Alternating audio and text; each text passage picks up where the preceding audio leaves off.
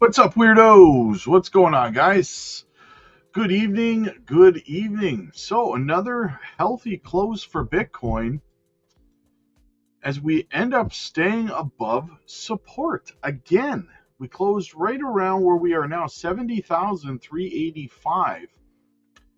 This $69,000 level has held now for one, two, three. This is the fourth daily candle we've opened above that level now. So, very, very good, very healthy.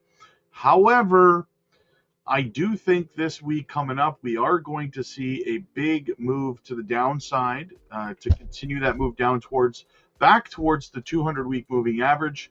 You know what? Let's go over to Trading View and let's have a look at. Let's go have a look at that right now. Actually, let's have a looky-loo, shall we? We're on silver still.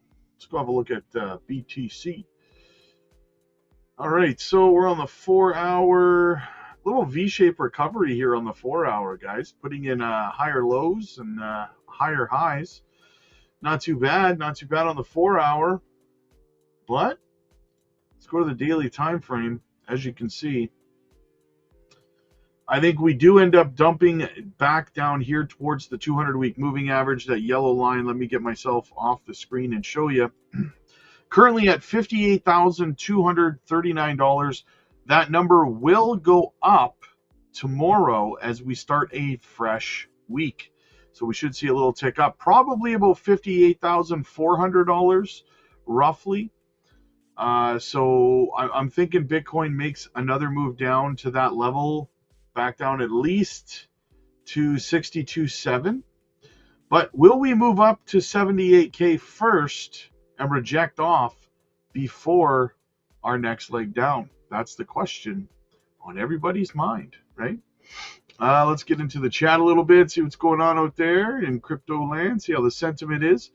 I hit Gary Daly. What's happening, man? Hit those likes, or alt season will never come. Yes, absolutely, guys. Make sure you're hitting the like on the way in. Carl says, what's up, man? Good to see you, buddy. Good to see you.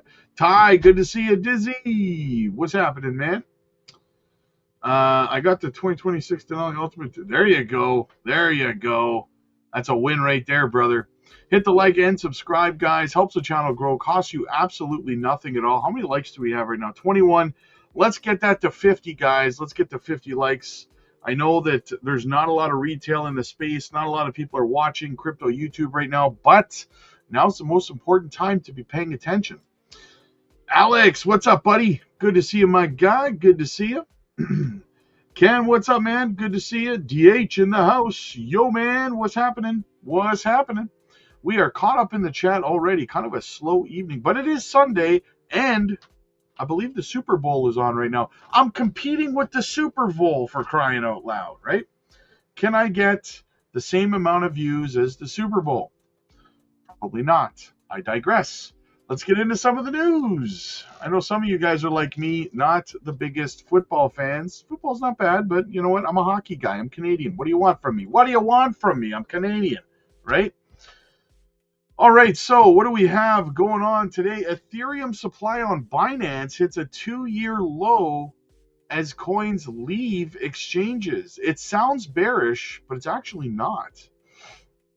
Maybe it's just my tone. According to CryptoQuant's chart, Ethereum reserves on Binance have fallen to around 3.7 million Ethereum, marking their lowest levels since 2024. This decline has been steady rather than abrupt, suggesting a sustained shift in how Ethereum holders are positioning their coins. When balances on major exchanges like Binance trend lower, it usually means coins are being withdrawn to private wallets or self-custody, right? Like your Decent wallet, guys, or moved into on-chain uses rather than kept liquid for trading. In practical terms, this reduces immediate sell-side supply.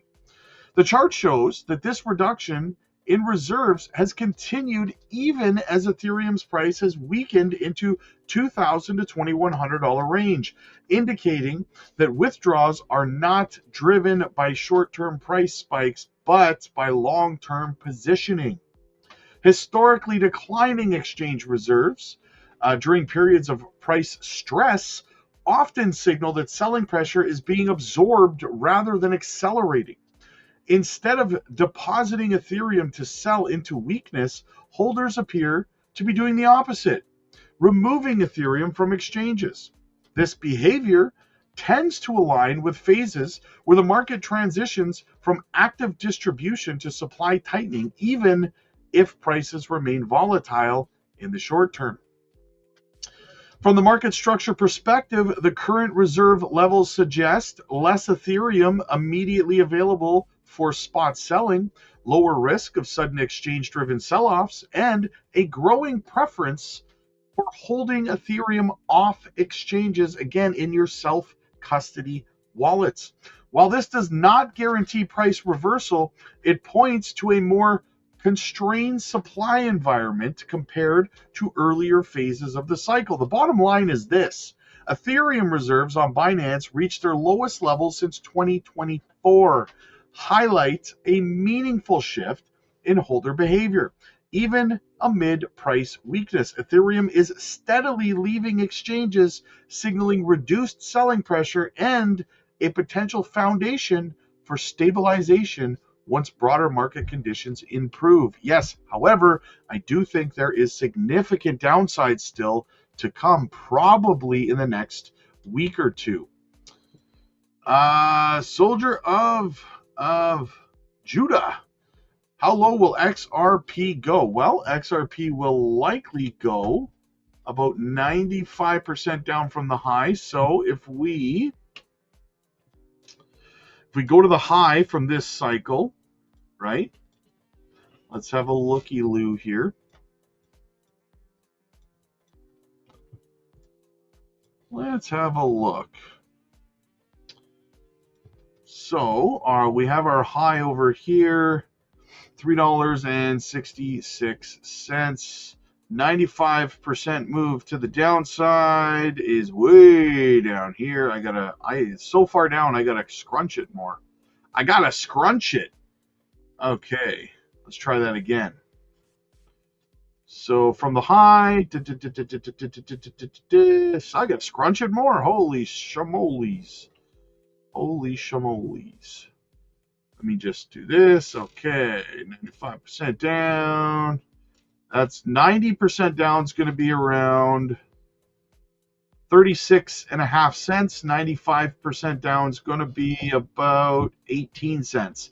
My guess, somewhere around 25 to 30 cents is going to be XRP's bottom, in my opinion.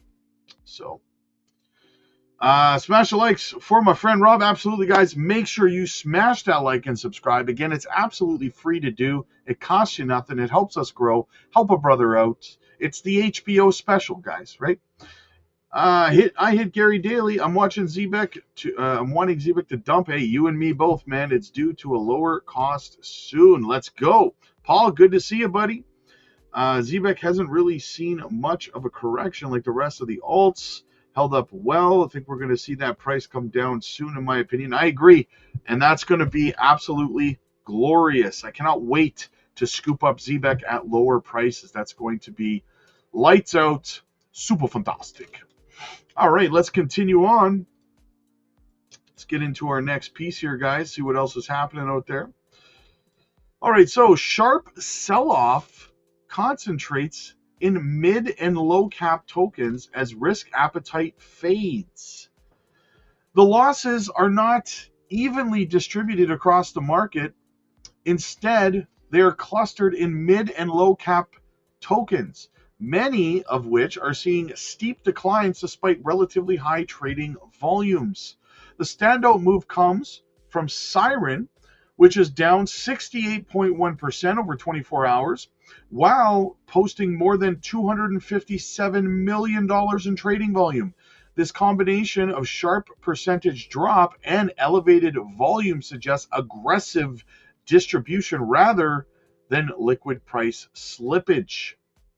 Other notable declines, Buttcoin is down 28%, Meme Core is down 24.3%, Tria, TRIA is down 13%, and LA Lag Range is down 11.6%. These moves point to active selling, not thin order books. Capital is exiting riskier positions decisively. But my capital is flowing into risk assets decisively because I buy the fear. Several tokens on this list show high volume relative to their market size. A typical feature of de-risking phases: when traders reduce exposure quickly, liquidity concentrates on the way down, amplifying percentage losses. Importantly, this behavior differs from quiet downtrends. Here, losses are accompanied by heavy turnover, indicating urgency rather than patience.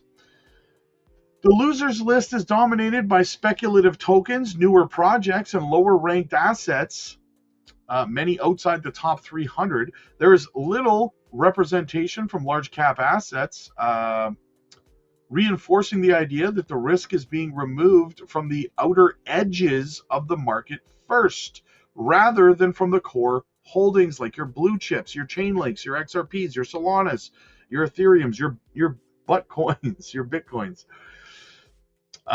This snapshot, there is no snapshot. The CoinGecko top losers table shows when stress is currently expressed most clearly in mid to low cap tokens experiencing sharp, high volume downturns. The selling is active, concentrated, and selective, a sign of tightening risk. So the appetite for risk on assets is definitely slipping. That's basically what they're saying, which is fantastic for us who want to buy projects like ZBEC, like XCN, like Jasmy at lower prices. Eli, thank you, Rob. You're the bomb. Hey, thank you so much, man. First super chat of the stream. Thank you for supporting the channel. Guys, listen, I know it's harder to support the channel when we're in a bear phase and stuff and people are kind of down. So it means that much more when you guys are supportive. And, you know, it motivates me to want to come on more often. And, you know, I mean, I see a lot of YouTubers right now, they're taking time off, right? They're going on vacation. They're like, I'm only going to do one video a day. I'm only going to do one video a week, whatever, right? So that support for the channel motivates me to want to make sure that I'm here every single day, twice a day, plus recorded videos to keep you guys updated, right? So thank you so much for the support and the motivation at the end of the day, right?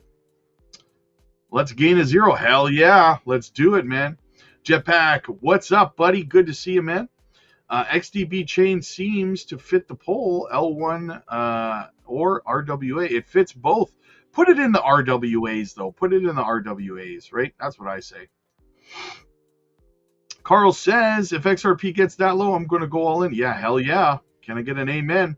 Avocado, good evening, Brother Rob. We should wait to finish our bags at the lows and then add new projects as we go. Yeah, I mean, you could do that. Absolutely. Lowering your cost average on the bags you're already holding is obviously a top priority, right? So you can exit those positions sooner, rolling profits into other projects. Absolutely. Absolutely. That ship sailed on XRP for prices that low. I don't think so, man. I think we see 90, 95% down. XRP should go to 35 cents if we drop 90. Yep, exactly. And if it does, I'm scooping a ton of XRP up again. Does market cap matter when looking for ROI potential on a token? Yes, it does. It's a combination of things. What I would say is market cap matters. Tokenomics matter. Obviously, the utility of the token matters. How new or old the token is. How it performed in the previous cycle. If the project is still active, how are their socials doing? Are they active on their socials and stuff? That's the kind of stuff I would look for. Recent announcements, recent collaborations or partnerships, like XDB, right? Their recent partnership with ZBEC, for example, right? Your handwork and dedication is appreciated. Blessings, brother. Thank you, Earth Prospecting. Thank you so much, man. Man, there you go. Okay, let's keep rolling along here, guys. Let's keep rolling along. What else do we have? We got all kinds of news to go through tonight on a Sunday. Let's get it.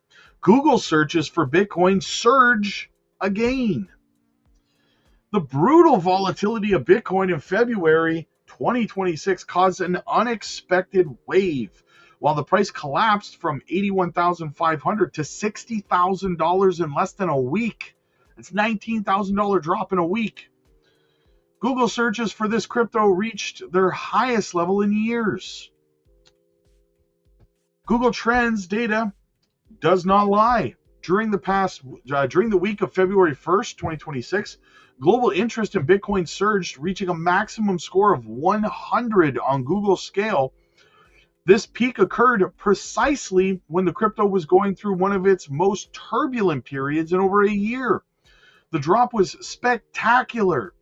In just 5 days, Bitcoin fell from 81,500 to 60,000, a decline of more than 26%. This level had not been seen since October of 2024. This extreme volatility acted like a magnet for retail investors curious to understand what caused such a meltdown. Your first cryptos with Bitpanda's, blah, blah.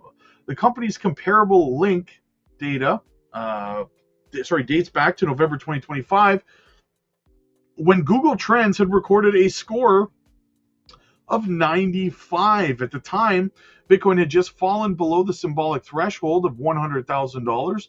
A pattern emerges. Retail investors are more interested in Bitcoin when it falls than when it rises. That's because those are the people coming in to buy, right? Analysts, particularly Bitwise's Europe head, sees this as a return of retail trading. Individual investors are looking for low prices buying opportunities despite the climate dominated by fear.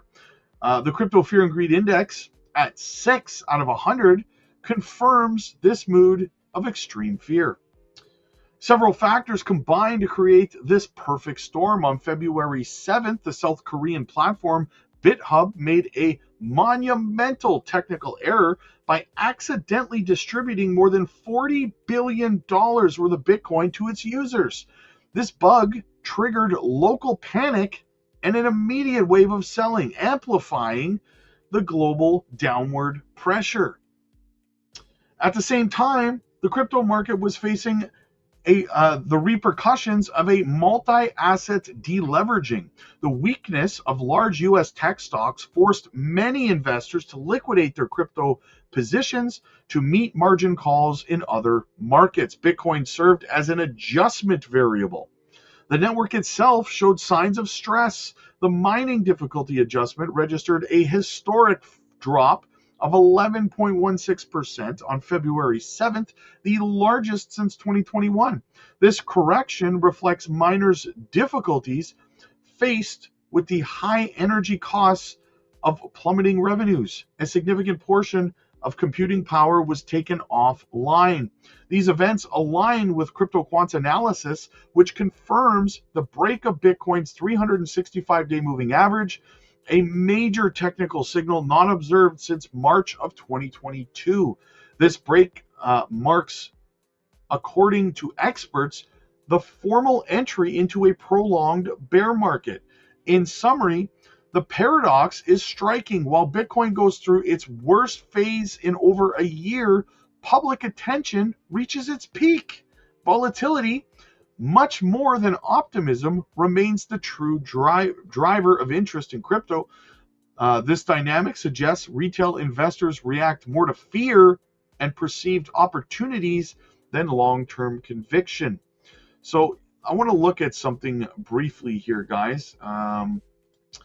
Now we're talking about the cost to miners. So this is another thing that you have to pay attention to, right? Because a lot of times mining companies, Bitcoin mining companies, go under in bear markets. And we're going to see why in a second here. Hang on.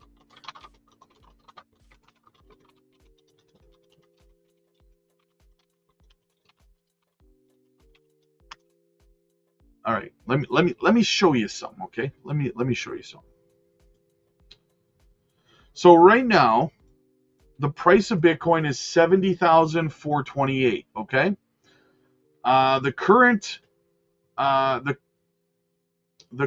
market price, 70,000. Let's call it 400. Okay, so it costs, recent estimates, average global to mine one Bitcoin for the miners to mine one Bitcoin. Right now, it costs them $87,000 to $95,000. So right now, miners are producing Bitcoin at a heavy loss, right? And this happens every bear market. It's not a surprise. But you do end up seeing selling pressure on OTC markets because miners have to stay in business. So all the Bitcoin they've been mining over this cycle, they start dumping it OTC if they haven't prepared on their treasuries, on their balance sheets, to be able to stay afloat during a time in the market when they are mining at a loss. The good news is, generally mining Bitcoin at a loss is not a prolonged time, right? It doesn't take a long time to recover from that. So this is one more metric that could indicate that this bear phase might not be as long as some people think. Now, do I think we have lower to go still? Yes, of course, I do think we have lower to go. However, at the same time, I think that it could mean we might not be as low for as long, right? Something to keep in mind. Okay, we got some more chats to get into. Is it possible for Swiftcoin to moon while everything else is bleeding? It's possible, but unlikely. Big Kev dropping that cheddar. He says, started my crypto future with Rob portfolio today. Let's go join the Patreon. Learn how to make your best portfolio. Yes, guys, listen. If you are new to crypto, today it's the perfect time to join our community because today we dropped day one of building a brand new portfolio from scratch, from the ground up in this bear phase. If you want to learn how to build a portfolio from scratch to be successful in this space, jump aboard today, guys. Don't miss the train. We started today. We dropped our first video over on the Patreon today. Find out what I'm buying. We're using my personal portfolio, what I am buying every single day. And you guys are going to follow me through this entire cycle and see in real time what I'm buying, what I'm selling, when I'm taking profits and everything. So jump over to the Patreon today and follow along, guys, right? It's the best way to get educated on how to structure a portfolio and how to succeed in this space. I wish an exchange send me a full... Yeah, no kidding. Avocado, thank you so much. It says, thank you for all your expertise in the swing tier group. When can we meet to discuss trading strategies? Just shoot me a DM over in the Patreon, and I will book you a date, right? So yeah. 2025 killed some portfolio down so much out of DCA cash. There's Bloisey. I know what you're feeling, man. Listen, a lot of people are going through that. What I would say is, everything's going to recover, my friend. Everything's going to recover. It's if you don't have powder to DCA, it's just a hurry up and wait game, and it's a great time for education, right? It's a great time for education. All your projects will come back. I believe that. So I know a lot of what you're holding, and I know that they're all going to come back, my friend. Patience is key. You will get there. DH says, what's your base case for the length between now and the next bull run? Hope at least 6 months of DCA. I really think realistically we'll have the latter part of this year. Most of this year we'll be able to DCA and stuff. But I mean, it could end sooner, like I just said, right? I pointed out a reason why it could end much sooner. Ben, what's up, buddy? I keep waiting to see BTC bleed into Monday. Yes. Here's hoping, man. Here's hoping. Starting my Swift bag slowly but surely. Thanks, Rob, for your guidance. Smash the likes. Yes, absolutely, guys. Make sure you're hitting the like on the way in. We got 48 likes. We're almost at 50. Let's get that magical, elusive 50 number, guys. Okay, so what else do we have going on? Let's keep rolling along here. Top crypto gainers show short-term rotation, not market recovery. Very key, very important to listen to this, guys. The latest data for top gainers from CoinGecko highlights a familiar pattern during broader market downturns. Localized high volatility rallies in smaller cap tokens, while major assets remain under pressure. This type of performance dispersion is typically in corrective phases and does not on its own signal a broader trend reversal. At the top tier list, Dusk leads with 52.3% 24-hour gain, supported by roughly $78.5 million in volume. This indicates concentrated speculative interest rather than market-wide inflows, especially given Dusk's relatively low ranking by market cap. So when Bitcoin and Ethereum are consolidating or trending lower, traders often reduce exposure to large cap directional bets and instead seek short-term volatility in smaller assets. These moves are frequently driven by low liquidity amplifying price swings, short covering after extended down draws, and narrative-driven rotations rather than fundamentals. Crucially, these rallies can coexist with a bearish or neutral broader market environment. The top crypto gainer list reflects selective risk-taking and fast capital rotation, not broad-based accumulation. Sharp gains in small-cap tokens during the market downturn are common, but historically unreliable as indicators of sustained recovery.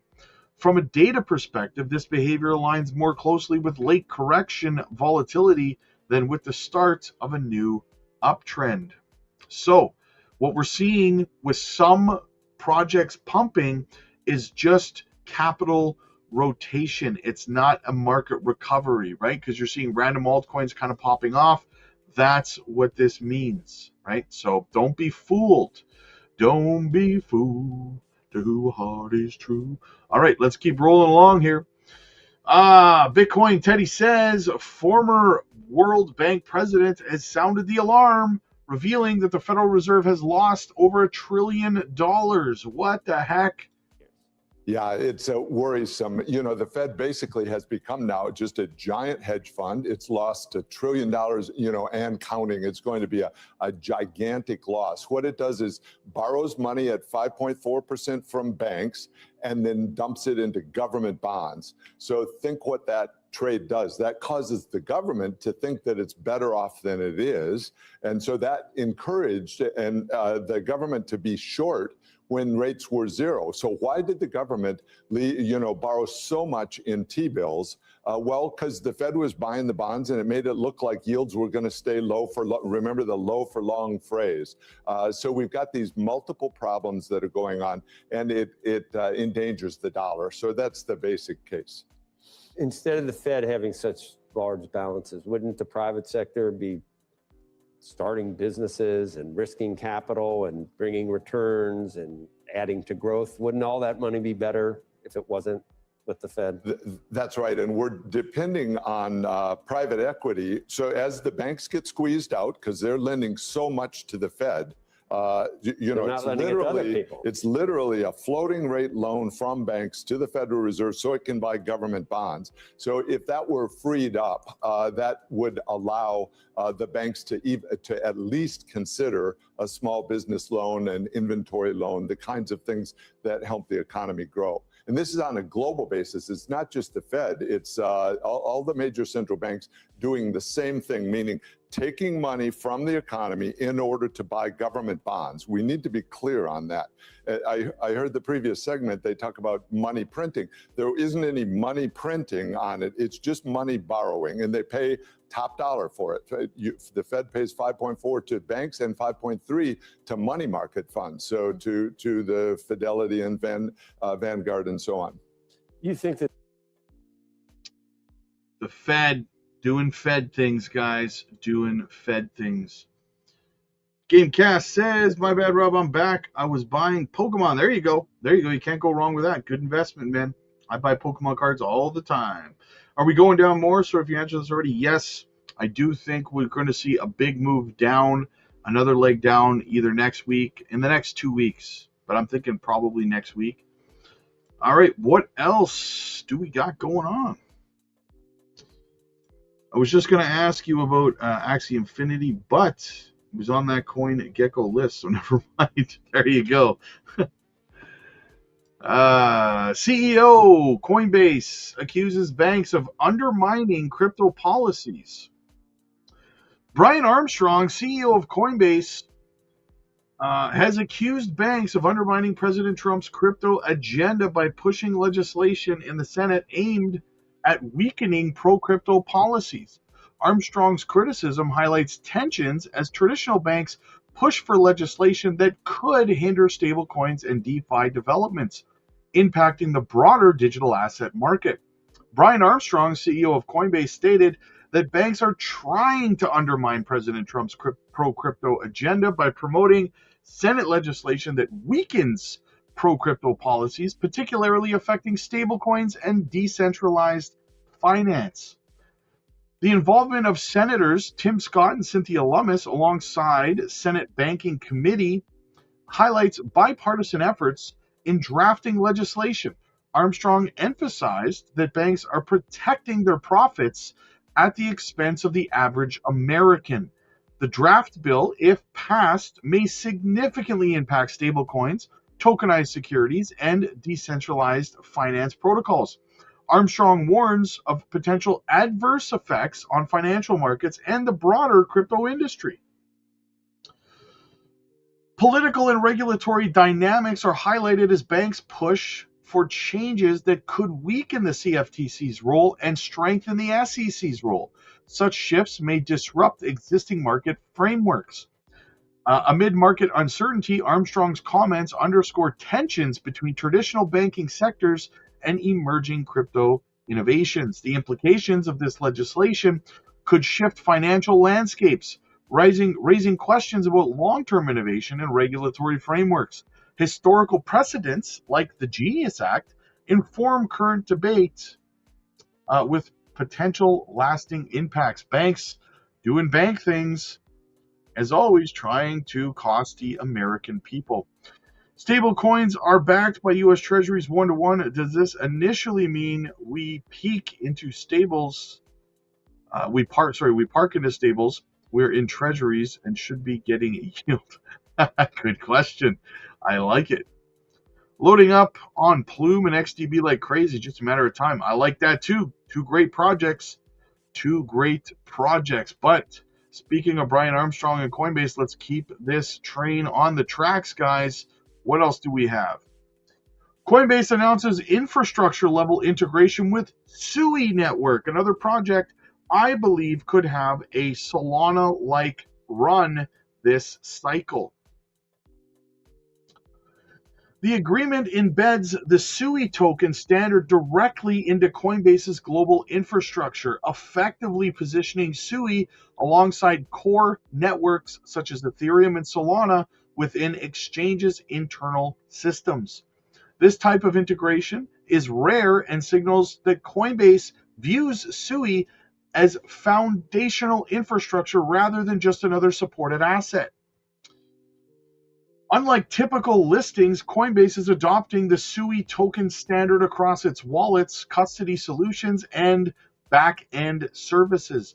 This allows Sui-based tokens to move seamlessly through the Coinbase ecosystem, reducing friction in developers launching new tokens and simplifying onboarding for users interacting with the Sui applications.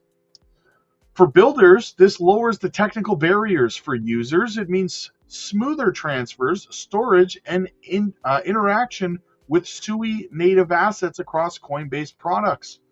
The partnership also deepens ties between Coinbase Institutional and the Sui Foundation. The two are expanding custody and treasury management services aimed at institutional investors, reinforcing Sui's positioning as an institution-ready blockchain. Regulatory access plays a key role as well. The move builds on Coinbase's decision in December of 2025 to enable Sui trading for New York residents under the state strict bit license framework, a regulatory milestone that few digital assets achieve. The collaboration aligns closely with Bitwise's recent filing for a proposed Sui ETF, Coinbase custody named as the ETF's asset custodian. So another connection to Coinbase there as well, tying the exchange directly into Sui's potential expansion into traditional financial markets. This overlap between infrastructure integration and ETF custody adds another layer of institutional credibility to the network. Coinbase cited strong developer activity and Sui's move-based programming model as key reasons for the deep integration. The timing also coincides with Sui's broader 2026 roadmap, which includes protocol-level private transactions with no user opt-in, the launch of a native USD Sui stablecoin offering gas-free transfers, and the rollout of the Sui Stack S2, an initiative designed to evolve Sui into a full-stack development platform. Following the announcement, Sui posted daily gains in a range of roughly 3 to 14%, trading near the $1 level as it recovered from the broader market lows. The rebound came after short-term selling pressure earlier in the month, triggered by a $65 million token unlock on February 1st, 2026. What is Sui's price right now? Let me have a look. So it went up to $1. What is Sui looking like right now? Let me just pull it up here. 98 cents, still holding pretty strong. I would like to see Sui drop down around 50, 60 cents so I could start buying like a maniac. Absolutely. Absolutely. Brandon says Coinbase with a nice Super Bowl commercial. Yeah, I heard that, but I haven't seen it yet. It'll probably be on X tonight. So, Splake says, been DCAing into ZBIC, XEN, XPR, and XDB hard recently. Going to continue to do so. Nice. A man with a plan. I like it. I dig it. I like it. I love it. I want some more of it. Like the moves Coinbase is making. I agree. Have you ever looked into investing in sealed Pokemon cards as an additional alternative? Oh, dude, I do that all the time. All the time. All the time. Absolutely. I keep them sealed, never open them. Just hold on to them for about 20 years. My son can sell them when he's an adult, right? That's the plan. But let's keep rolling along. The news just keeps on rolling in, guys. Let's go. Make sure you're hitting the like on the way in. What do we have for likes right now, guys? We broke 50. We're at 57, but let's get to 75. Let's get to 75. I'm getting greedy now. Same here. Got tons. There you go. There you go. If you can get a hold of cards not sold by scalpers, yeah, that's the hard part, right? All right, let's keep going here. Federal Reserve entering gradual print mode. What's this now?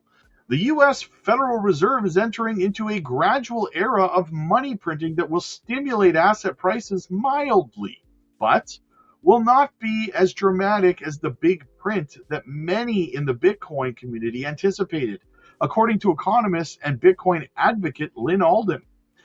Quote, my base case is roughly in line with what the Fed expects, to grow in balance sheets approximately at the same proportional pace as total bank assets or normal gross domestic products or GDP, Alden said in her February 8th investment strategy newsletter, adding, overall it means I continue to want to own high quality scarce assets with a tendency to rebalance away from extremely euphoric areas and towards under-owned areas.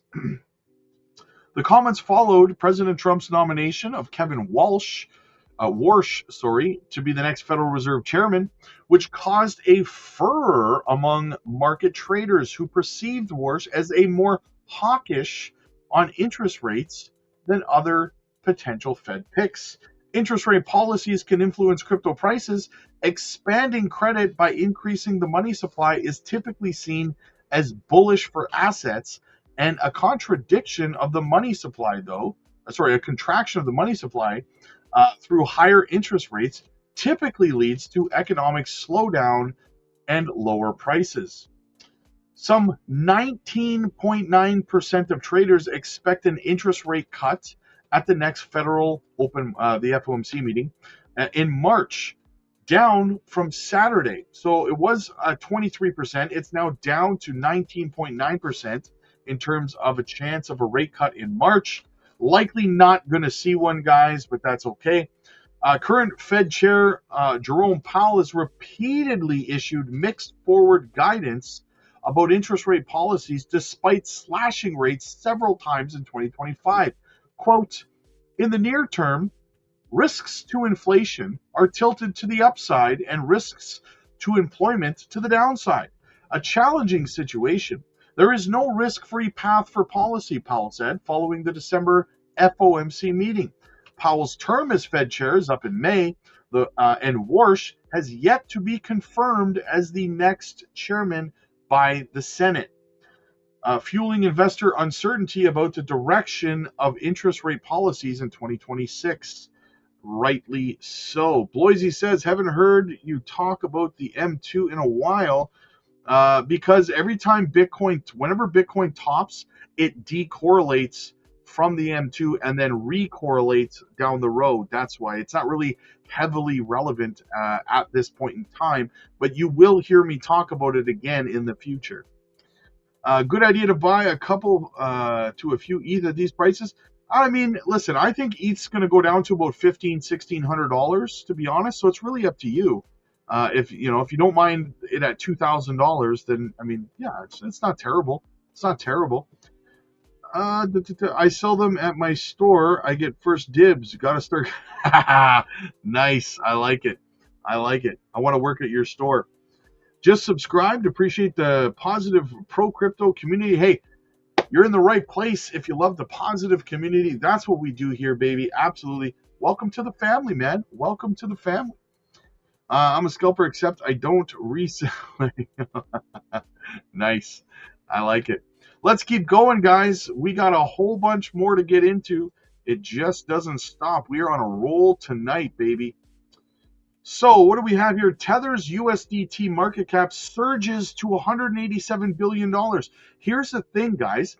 Some of you will recall that Max and I just talked the other day about, and I think Rue was there as well, about the integration of the USDT market cap, the USDT coin. Also, Tether also integrated their new coin into Swift's blockchain, if you recall, right? And we're seeing market cap surge right now across stablecoins. So very, very bullish.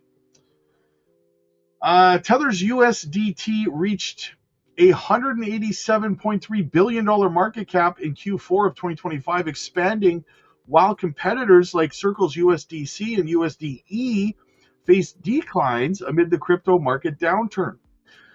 This milestone solidifies Tether's dominance, boosting confidence and stability amid volatile markets and leading to significant market share increases. Tether Limited reported a milestone for USDT stablecoin, reaching a market cap of $187.3 billion in Q4 of 2025. This achievement comes amidst a broader cryptocurrency market decline, supporting Tether's position as a dominant stablecoin. The market reports from Tether Limited highlights the integration of U.S. Treasuries and Bitcoin in the reserves, contributing to a $192.9 billion reserve base. Despite the cryptocurrency downturn, USDT has expanded its market influence significantly. The growth of USDT amid a downturn indicates a robust market presence, contending with competitors like USDC, USDE. USDT's market cap increase reflects confidence in its stability and continued reliance by traders as a transactional currency. It doesn't hurt that Tether has pretty much all the trading pairs. That's one of the reasons, right? You can pretty much swap USDT for just about anything. Despite broader market fluctuations, USDT maintained a 61.5% spot market share underlining its utility in crypto trading. Another reason the market cap would be going up in USDT, guys, is because a lot of people are exiting their positions in cryptos and moving their capital into stable coins, obviously, in preparation for buying the bottom, right? So yeah, so that would be the long and short of that, but it doesn't stop there. Guys, listen, I say this all the time. Stable coins, especially in the US, are just versions of CBDCs. They're just calling them stable coins instead of CBDCs, right? Now, I'm not saying that this is a bad thing, but Tether freezes $544 million worth of USDT in Turkey. That is not decentralized. That, if a company can turn your money off whenever they want, that was the problem with CBDCs. And we're seeing the same thing with stablecoins. Now, I don't disapprove of them doing it against illicit activities, but it does show that they're just taking the name sticker off CBDCs, slapping a stablecoin sticker on there and saying, see, we don't like CBDCs. Here's a stablecoin for you. But it still does the same thing as a CBDC, right? So just be careful. Don't be fooled, right? USDC and USDT are killing it. They're over the top two. Absolutely, man. Come on, RLUSD. Daddy needs a new pair of shoes. Let's go. So basically, the more stable coins created, the more treasuries will be owned by the United States. Pretty much, yeah. All right, and we got this here. Matt Hogan. Guys, this is another thing you got to be careful of. We're seeing so many people calling for the bottom. To me, are we in a bottom range? Yes. I wouldn't be shocked to see Bitcoin go down to $40,000, guys. I hope it does, because I'm really going to buy a lot at that price. But, either way, Bitwise CEO Matt Hogan said the Bitcoin bottom is in. And the market for sort of crypto native retail is just more depressed than I've ever seen it. I think that market is close to a bottom. It's hard to find a crypto native investor who still has much enthusiasm for the market. I think the market is shifting into an institutionally driven market. And interestingly, that market is still bullish. When I go out and speak to institutions or financial advisors, they're still excited to allocate to an asset class that, if you pan back and look over the course of a year, is still delivering very strong returns. So my view of the market is we have to get through this retail flush out. We have to hit bottom from a sentiment perspective. I think we're very close to that. And then I'm optimistic that we rally into the end of the year and into 2026 as the institutional investors who are more maybe even keeled about what's going on at a fundamental level in crypto start to drive the market forward. So I'm optimistic, but we do have to finish this washout of retail sentiment. And again, I think we're closer to the end of that than the beginning, but there always could be a little bit more downside. Well, that's a far cry from the bottoms in, saying that we're close. That's something that I agree with, right? That is something that I agree with.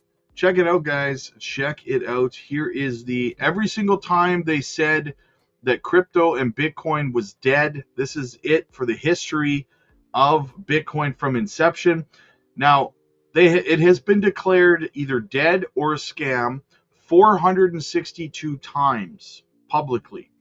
If you invested just $100 every single time they said that it was dead, you would have today $73,869,950. Think about that. So the next time you see a moronic comment from someone who doesn't do research and just spews their emotions out there saying that crypto and Bitcoin is dead or it's a scam. Speaking of which, look at this guy, right? Just sent you a DM for a meeting. Can't wait. Worth every penny. Awesome, man. I'll get back to you on it. I'll get you booked in.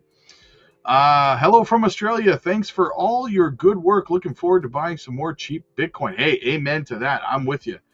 You're sharing everything I want to see happening right now. That's what I like to hear, man. I like to help. I like to make sure everybody is picking up what I'm putting down.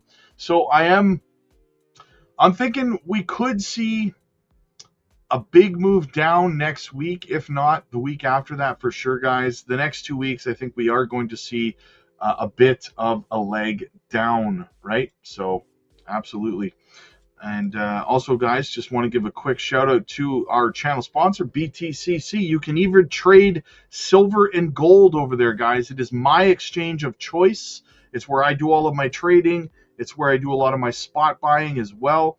They're absolutely fantastic. Check them out today. And bad sentiment amplified because Bitcoin is in such a bright spot in the last year. Yes, amen to that. Amen to that. All right, guys, I got to get out of here, but get over to our Patreon community. The link is in the chat. It's in the pinned comments. It's in the description.